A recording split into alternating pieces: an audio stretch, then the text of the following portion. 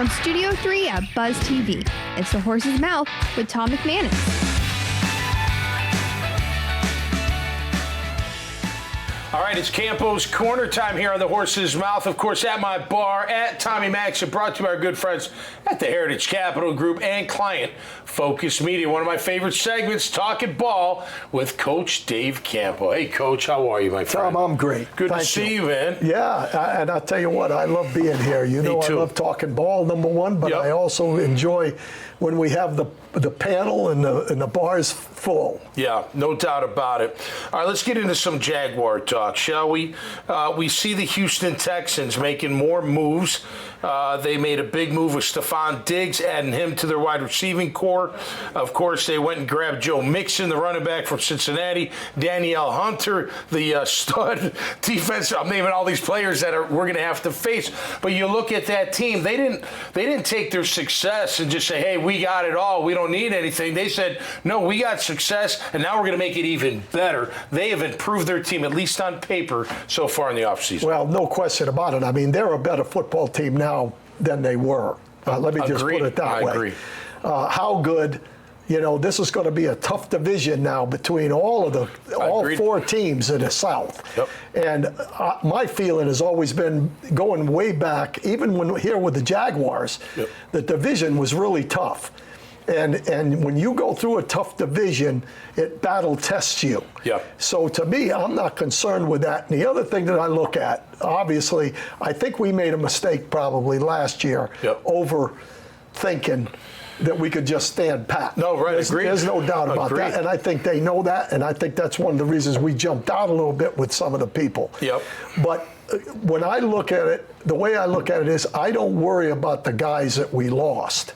Right. I worry about the guys that we have. Right. Because I'm only going to see those other guys a couple times a year. Right, exactly. You know? And so to me, I'm happy in a way that the division is toughened up. Yeah. Because I think one of the problems they had last year was everybody was telling them it's going to be an easy trip through the AFC South. And it turned out not to be that way. Not easy at all. Yeah. No question about it. And look, if you look at the other teams, if Will Levis does anything at QB, Tennessee will be tough. Yep. You look at Indianapolis, right? They grabbed Flacco for insurance, but they've got AR, Anthony Richardson, coming back. If he could do anything, they could be a challenging team. So you're right. Look at the AFC South from last year to this year. It went from, it's not that tough to, now it's a pretty darn tough division in the NFL. Well, the good thing when I look at it is that there's reasons that we struggled at the end of the year last year. Yeah.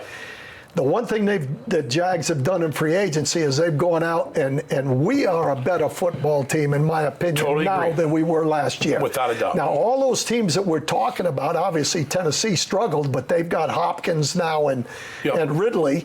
You know, that's going to help them if the quarterback does something. Yep. But the other two teams were even with us, and I really felt like we have a better football team at that time than they did. Yeah, agreed. So we improve a little bit. They might have improved a great deal. I think it just is a more competitive division, and I like that situation. You and I both know, so let's just take C.J. Stroud, for example.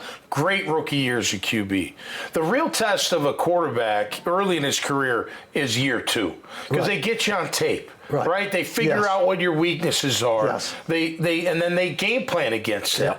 How do you think C.J. Stroud will do in year two? Because to me, he seems, not just physically, I think his cerebral, he's good with what he sees. Like, he can see the field, read a defense, that kind of stuff. Well, here's an interesting thing about C.J. Stroud. Okay. The reason he didn't go number one was because a test leaked out that he wasn't, whatever those tests are, whether or not he could process and do all that stuff. Right. Well, after this year, that testing people came out to CYA. They said, well, maybe our test was a little flawed when he took it. He has great vision. He has a really fast process, it looks like, of being able to do it. But part of that is not getting pushed into his face. Agreed. Okay? I think our guy can process. Yep. But I'm concerned a little bit there because it didn't show it, but part of it was he was getting a lot of stuff in his face. How do you go to number 2 if you don't trust getting hit? Exactly. He didn't trust those guys. And I think also there was a little bit of forcing the ball to a guy that's supposed to be a number 1 receiver. And Calvin Ridley, right. So I'm hopeful, number 1, I think CJ will do fine because he's got more weapons, but at the same time, he's bringing in a guy that's going to want the ball. No doubt. You got to manage that headache. So now it's a different managing situation, and everybody's going to be gunning for him because they're going to get the major thing. I think Trevor is going to benefit, I think, from what we've done in free agency of being a little bit up front. I agree with that. And look, the kid does need protection. They all do. Right. He would look. Take the injuries aside from last year. Trevor Lawrence got hit way too much. Absolutely. You and I both know. We talked about it all year. He's getting hit after making throws. Sometimes he hangs on to the ball. Sometimes it's his own doing. But he's getting hit way too much. That's why, Coach, I look at the draft. Everyone gets enamored with this. Now we got to take a corner because, Stephon Diggs is in the division and all this stuff. And I'm still sitting there going, listen, our number 1 asset is who? It's Trevor. Correct. So why wouldn't you do everything in your power to make sure that he is going to be protected? That's why I'm looking heavy at offensive tackle at 17. Right. I am. Because why go in with a maybe? I love Cam when he's healthy. All right. How many games? I don't know. Well, that's a maybe. Walker Little's never won the job. He's never taken the job. Fine as a swing tackle, but that's still a maybe. Is a rookie a maybe? Sure. But you know what? You're going to get a younger kid, high draft pick that you can plug in at right tackle, and now you can forget about who are my tackles. Right. You know who they are. Yes. Right now, who are they? Yeah. Who's our left tackle right now? Well, I'm 100% with you from the standpoint. Every time I've been asked what they should do with the draft, you protect the quarterback and affect the quarterback. That's how you win in this league. Thank you. And you can say whatever you want about all these guys that are high-flying guys and big play guys and all that. I lean towards the offensive line myself because this is looks like a great draft of those guys in the first round. Well, you don't get first round looks or whatever unless you're a pretty good players. And I've watched enough of them to know that we've improved the affecting the quarterback with Armstead. With Eric Armstead, We need to protect the quarterback. I've always been one that when there's a choice between people, you take somebody that's going to help you score points. Even though I'm a defensive guy. Well, protecting the quarterback is going to help us score points as much as going out and getting a number 1 receiver, in my opinion. So I wouldn't be a bit surprised if I don't think they're going to take a tackle, but I wish they would, to be honest. I think they might. I do. Yeah, I think they might. Maybe. I mean, you've filled some needs in free agency with Gabe Davis, Darby at the other corner. Look, you're expecting Campbell to come back and bounce back. You got enough. Not saying you're not going to address the cornerback position, but to me, I build that front. Don't go on maybes. Don't go on I hope it works out. Go on some young guys that can hold the fort down and take care of your QB. Because if he gets hurt, now I know why they grabbed Mac Jones, right? But you don't want that. Nobody wants that. No. You want Trevor to be the guy. So if you're not going to protect him at all costs, I think you're making a mistake. Let me ask you this, because I was having some beers last night with my friends from J-Dog, Junk Removal. They were in town. And one of them said, he goes, Tom, you created quite a stir with your Josh Allen comments. And it was a hypothetical, would you move him for certain picks or players or whatever? So he threw at me, this guy, his name's Will, he goes, what if you could trade up to get Joe Alt from Notre Dame, the tackle?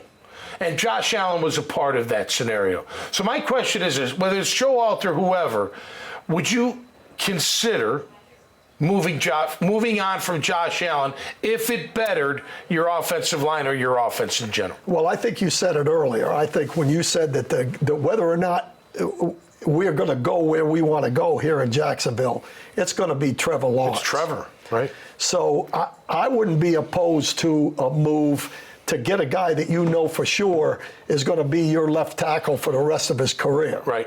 That's a big deal. Right. Now, you can fool around with the pass rush. In other words, you got to have one. Right. It's a big position. But you can get some smaller guys to play that position that are out there. Yeah. You know, you look at the guy from from Philadelphia, the outside linebacker. Oh, Reddick? Reddick. Yeah. Now, there's those kind of guys out there. Right, they can just rush the passer, right. But you're not going to find the big offensive lineman that can move and a physical and do all those things and protect the quarterback. Yeah. So I would be, that would be something I would consider. Well, my thinking also is, look, you drafted Trayvon Walker #1 overall. What do you want him to be? My best edge rusher. Right. You need two. I'm not saying you don't. Yeah. But if you need to really solidify that O-line and you want to go get somebody, maybe that's the way to do it. It's something to look at for sure. I mean, nobody wants Josh Allen to go. No. He's a Jaguar. Well, you don't want to let good players out if you don't have to, but it really depends on what you get in return. What's your vision? Yeah. You know, is your vision that Trevor Lawrence is going to take you to the Super Bowl? Right. Then you got to make sure everything you do has place. Trevor Lawrence in mind. That's your #1 priority moving forward. Absolutely. Coach, always a pleasure. All right, Tom, appreciate you, buddy. Absolutely. All right, each and every week I catch up with Coach Campo. Here on Campo's Corners, we talk ball. Mostly our Jaguars, but we'll look at the entire league from time to time. Make sure you check out Coach's profile, this conversation, and many, many others at the dailynewsnetwork.com website. So until next time, stay safe and be cool out there. We'll see you right here on The Horse's Mouth. Cheers. The team at Heritage Capital Group is special because it's a collection of people across the spectrum. We have people who have been in the shoes of owners that are looking to buy and sell, and professionals that have executed transactions helping buy and sell companies for decades. I think when you talk to us, see what our experience is, see what our skills are, see the reach that we have, you'll be very happy with the recommendation.